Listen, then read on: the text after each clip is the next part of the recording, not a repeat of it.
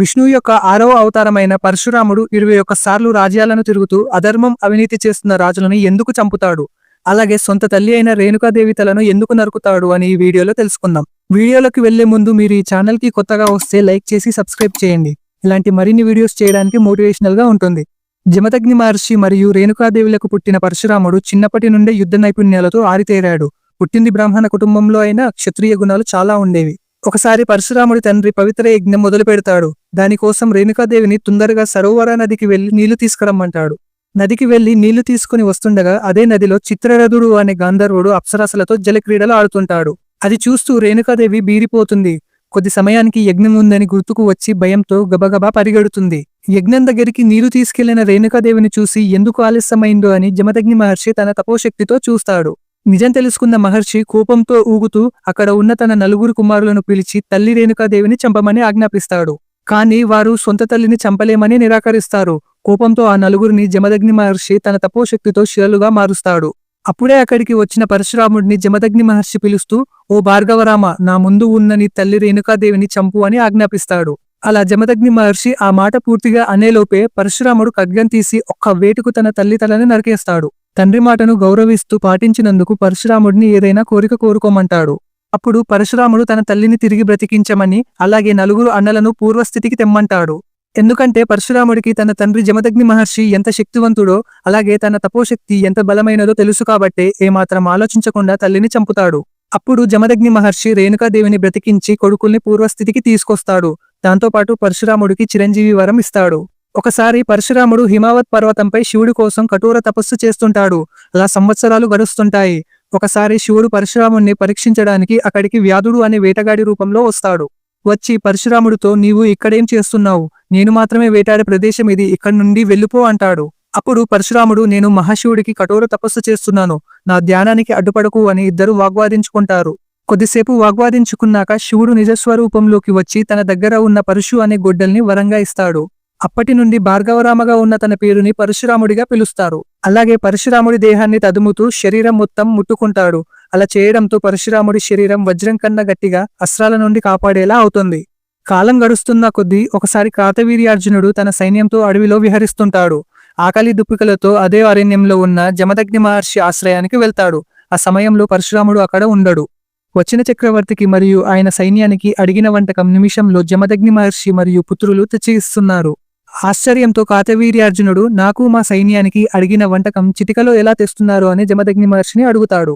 అప్పుడు జమదగ్ని మహర్షి తన దగ్గర ఉన్న కామధేనువును చూపిస్తూ, ఈ కామధేనువు చెవులో ఏది చెప్పినా చిటికలో ప్రత్యక్షమవుతుంది ప్రభు, అందుకే ఇంతమంది ఉన్నా వడ్డించగలుగుతున్నామంటాడు. అప్పుడు కార్తవీర్యార్జునుడు, ఈ ఆవు నా దగ్గర ఉంటే ఏమి అడిగినా ఇస్తుందని జమదగ్ని మహర్షితో, నాకు ఈ కామధేనువు కావాలి అని అడుగుతాడు. ఓ ప్రభు, నా జీవనాధారం ఈ కామధేనువు, అందుకని ఇవ్వడం కుదరదు అని నిరాకరిస్తాడు. అయినా కూడా వినకుండా ఆ చక్రవర్తి మరియు సైనికులు జమదగ్ని మహర్షిని కొట్టి కామధేనువును తీసుకెళ్తారు. పరశురాముడు తిరిగి వచ్చేసరికి ఆశ్రమం మొత్తం గందరగోళంగా మరియు తండ్రి బాధతో కూర్చోవడం చూస్తాడు. జరిగిన విషయం తెలుసుకున్న పరశురాముడు తన గొడ్డలిని భుజాన వేసుకుని కోపంతో అగ్నిలా రగులుతూ కార్తవీర్యార్జునుడి దగ్గరికి వెళ్తాడు. వెళ్లి మర్యాదగా, మీరు దొంగలించిన కామధేనువును వెనక్కి ఇవ్వండి, లేదంటే ఇక్కడ ఉన్న ప్రతి ఒక్క సైనికుడిని చంపుతా మీతో కలిపి అని కార్తవీర్యార్జునుడితో అంటాడు. అప్పుడు కార్తవీర్యార్జునుడు నవ్వుతూ, ఓరి పిచ్చి బ్రాహ్మణ, నువ్వు నన్ను చంపుతావా? నీకు అసలు ఆయుధమైనా పట్టుకోవడం వచ్చా? వెళ్లి పూజలు హోమాలు చేసుకో, లేదంటే బ్రాహ్మణ హత్య పాపం అని చూడకుండా చంపేస్తా అని అంటాడు. కోపంతో పరశురాముడు అక్కడ ఉన్న సైనికుల్ని ఒక్క వేటుకు సగంగా నరుకుతాడు. ఆశ్చర్యంతో కార్తవీర్యార్జునుడు అక్కడ ఉన్న సైనికుల్ని ఒక్కసారిగా పరశురాముడిపైకి పంపిస్తాడు. తన గండగొడ్డలిని గిరగిరా తిప్పుతూ ఒక్కో వేటుకు 10-20 తనలు నరుకుతున్నాడు. పరశురాముడు ఒక్కో వేటుకు సైనికుల శరీరాలు తెగుతూ మాంసం ముద్దలవుతున్నాయి. అలా కొన్ని వేల సైనికుల్ని చంపుతాడు. అప్పుడు కార్తవీర్యార్జునుడు వచ్చి తన 1000 చేతులతో యుద్ధం చేయడం మొదలు పెడతాడు.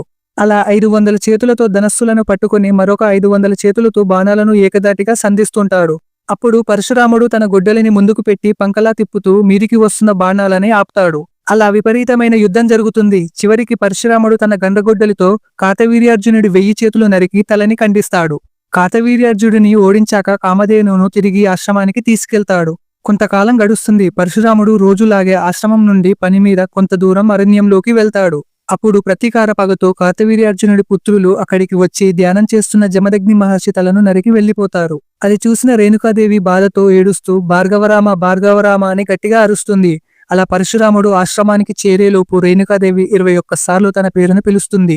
అందుకే పరశురాముడు భూమిని 21 సార్లు తిరిగి క్షత్రియులను చంపుతాడు అని చెబుతారు. వచ్చి చూసేసరికి తండ్రి తల లేకుండా చనిపోవడం చూస్తాడు. అప్పుడే అన్యాయం అక్రమం చేస్తున్న క్షత్రియులను భూమి మీద మిగిల్చకుండా చంపుతానని శపథం చేస్తాడు. అలా తన గండ్రగుడ్డలిని చేత పట్టుకొని బయలుదేరుతాడు. కంటికి కనబడిన క్షత్రియుడిని అక్కడే అడ్డంగా నరికేస్తాడు. రాజ్యాలు తిరుగుతూ వెతికి మరీ కనబడిన రాజులని చివరికి క్షత్రియ వంశంలో ఉన్న పసికందును కూడా వదలకుండా చంపేస్తాడు. పరశురాముడు రాజ్యంలోకి వస్తున్నాడు అని తెలిస్తే రాజులు గాజులు తొడుక్కొని ఆవుల మందలో దాక్కునేవారు.